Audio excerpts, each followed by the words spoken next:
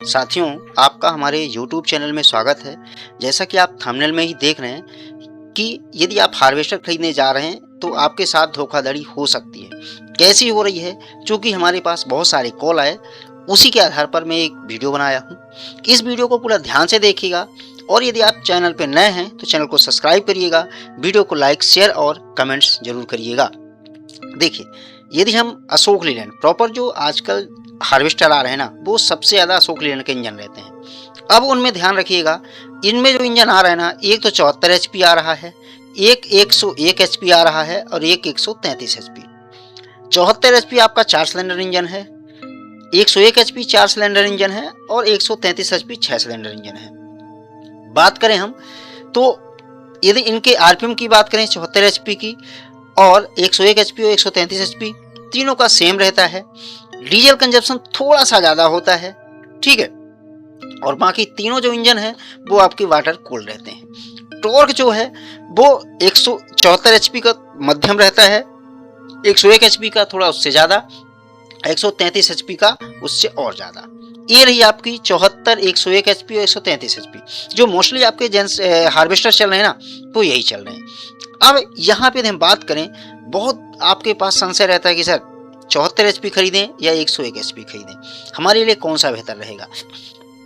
देखिए, यदि आप से बात करें कि यदि आपके पास काम करने यानी मतलब आपका जो खेतों का दायरा है ना, यदि वो ज़्यादा है, आप यदि कंपेयर करें 74 101 एचपी में, तो यदि आप छोटे मोटे किसान हैं तो आप 74 एचपी में जाइए। यदि उससे बड़े हैं तो फिर आप जाइए 101 एचपी में। चूँकि थोड़ा सा फ्यूल कंजप्शन ज़्यादा रहेगा लेकिन बेहतर इंजन रहेगा, आपको ज़्यादा काम करके देगा। ये रही आपकी 74 और 101 एचपी इंजन पे बात। इसके बाद 74 और 133 एचपी, तो जाहिर सी बात है कि जो 133 एचपी है बहुत ज़्यादा काम करके देगा, जो 74 एचपी है वो कम काम करके देगा। डीजल कंजप्शन कम होगा, 133 एचपी का ज़्यादा होगा। इसलिए आप यहाँ पे चूज कर सकते हैं कि आपको कौन सा लेना है। जैसे 74 एचपी हो गया, उसमें आरपीएम ड्रॉप की संभावना ज़्यादा हो सकती है, 133 एचपी में कम होती है। बाकी आपकी और बातों की चर्चा मैं आगे करूंगा, टेंशन मत लीजिएगा। यदि 101 एचपी और 133 में जा रहे हैं आप, तो 133 पे भी जा सकते हैं, 101 पे भी जा सकते हैं। चूँकि 74 एचपी में आपका यूरिया नहीं दे रहा है, 133 एचपी में आपका यूरिया दे रहा है और 101 एचपी में भी यूरिया दे रहा है। ये रही बात।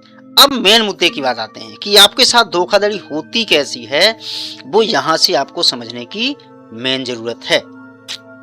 हमारे पास किसान का फोन आया, बोला सर हमें एक यूपी का कस्टमर था, हमें उसने बोला कि सर हमें एक हार्वेस्टर लिया हूँ जिसमें उन्होंने ये बोला कि यूरिया वाला इंजन है, यानी कि 133 एचपी इंजन है। हमने बोला ठीक है भैया, आपने लिया है, कोई इशू नहीं है। उन्होंने बोला कैसे इसको चेक करें हमने वहाँ उनको बोला ये आप देखिएगा, यहाँ पे आप मॉडल देख रहे हैं ना, ये वाला मॉडल और ये वाला मॉडल। अब यहाँ पे क्या लिखा हुआ है आपका, मेन यहीं से पकड़िएगा। एक ये आपके पकड़ने की चीज है, H4 C4 10122, मतलब यहाँ से हो जाता है 101 एचपी आपका ये हो गया, और ये H4 मतलब और C4 4 सिलेंडर इंजन हो गया, ठीक है। तो H4 का मतलब होगा 4 सिलेंडर इंजन। अब यहाँ पे देखिएगा आप, जैसे H6 दे दिया है, ठीक है, तो ये आपका 6 सिलेंडर इंजन हो गया। और यहाँ पे आप देखिएगा C4 के बाद 133 दिया हुआ है, ए रहता है आपका मेन, ए हो गया आपका 133 एचपी इंजन। इन चीजों को थोड़ा सा आप ध्यान दीजिएगा, जो खरीदने वाले हैं ना वो ध्यान दीजिएगा। अब दूसरी सबसे बड़ी बात, आप लोगों को संशय रहता है कि सर हमारी वारंटी इतने साल की है। एक चीज ध्यान रखिएगा, अशोक लीलैंड की जो वारंटी काउंट होती है वो यहाँ से होती है। आपके इंजन में जब कभी हार्वेस्टर लेने जाएं तो यहाँ पे आप देखेंगे आपकी एक इंजन प्लेट लगी रहती है, सेम इसी तरह की, चाहे 74 एचपी हो, चाहे 101 एचपी हो, चाहे जो भी हो। इस वाली डेट से अशोक लीलैंड इंजन की ये होती है डेट ऑफ मैन्युफैक्चरिंग, जहाँ से अशोक लीलैंड इंजन की वारंटी काउंट करता है। इस बात को ध्यान रखिएगा। और तीसरी बात, बहुत बड़ा धोखा हो रहा है कि यदि ये प्लेट आप देखें, आपकी ये प्लेट यदि इंजन में लगी हुई है, चाहे हो तभी आप समझिएगा वो अशोक लीलैंड का इंजन है अथवा नहीं है। इस बात से आप लोग बिल्कुल इसको ध्यान से रखिएगा। अब एक बात ये हो गई, आगे और भी चर्चा कर लें आपसे। जायज़ बात है, एक अशोक लीलैंड का जेनसेट भी आता है। यदि आप लोगों को ज़रूरत पड़ती है कि हमें जेनसेट लेना है तो आप बेशक कांटेक्ट कर सकते हैं, हमें कांटेक्ट कर सकते हैं, आपको जेनसेट मिल जाएगा बेहतर हर एक चीज़। अब एक ही बात आती है, सर हमारा जो डिस्प्ले मीटर है ना वो ख़राब हो गया, हार्वेस्टर का डिस्प्ले मीटर ख़राब हो गया, नहीं मिल रहा है, क्या करें? तो इसके लिए भी हमारा नंबर है, आपकी कोशिश करेंगे कि आपका जैसा भी हो, ये सही हो जाता है, सही है नहीं, जो भी है, नया लगता है, क्या है कैसा, आप हमारा नंबर है, कॉल कर लीजिएगा। मैं आपको बता दूंगा क्या करना है, कौन देगा, कहाँ से मिलता है, ये सब चीज़ें मैं बता दूंगा आपको।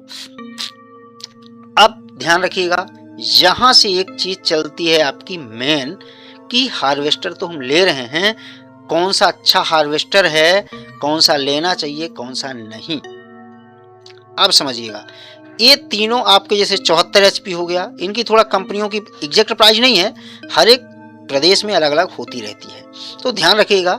नंबर 1 करतार, फिर मलकीत, फिर विशाल, फिर दशमेश, ये एक्चुअली थोड़ा सा ज़्यादा चल रहे हैं, तो इनको आप ध्यान रखिएगा। और ज़्यादा हो सके ना तो कॉल कर लीजिएगा, इनकी एग्जैक्ट जो प्राइस है ना वो भी अपन कोशिश करेंगे कि आपको मिल जाए।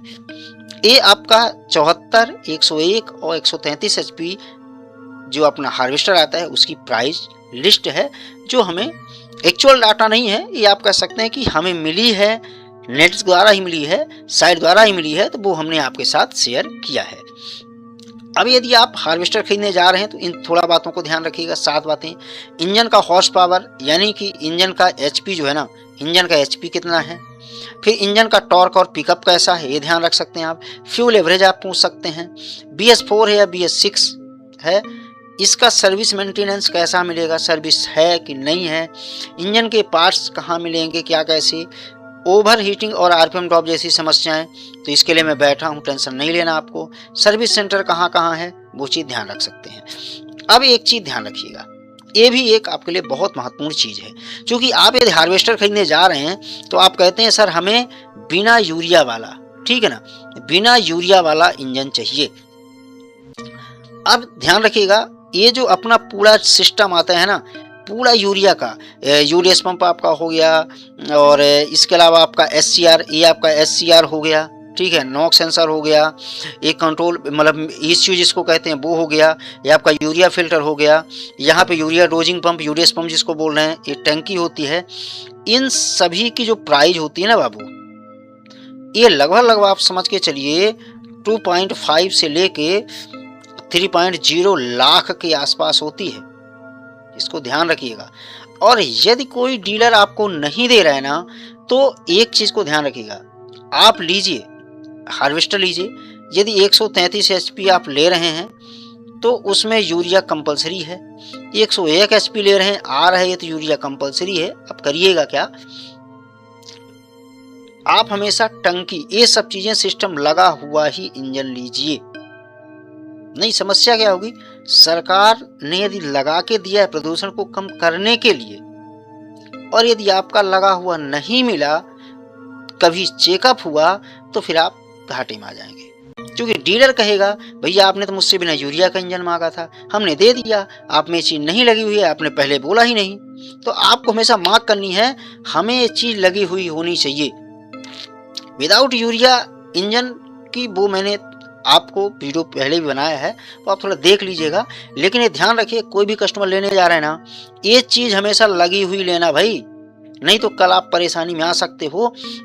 ये पैसा भी आपसे जो है ना, वो आपका जो डीलर है वो ले लेगा, 2.5 से 3 लाख रुपए पैसा भी ले लेगा, और ये जो पूरा सिस्टम है ये नहीं लगा हुआ रहेगा, तो आगे चल करके आपको खरीदना पड़ सकता है। तो कोशिश से करिएगा ये सब चीज़ आपकी लगी हुई मिले, ठीक है। आशा करते हैं आपको ये वीडियो और ये जानकारी पसंद आई होगी। यदि आपको पसंद आई हो तो आप लोग चैनल को सब्सक्राइब करिएगा, वीडियो को लाइक करिएगा, शेयर करिएगा, और कमेंट्स करके जरूर बताइएगा वीडियो आपको कैसा लगा, और धोखाधड़ी से बचें। कोई भी जानकारी चाहिए, आप हमारा नंबर है, कॉल कर लीजिएगा। मिलते हैं नेक्स्ट वीडियो में, जब तक के लिए सभी दोस्तों को जय हिंद, जय भारत,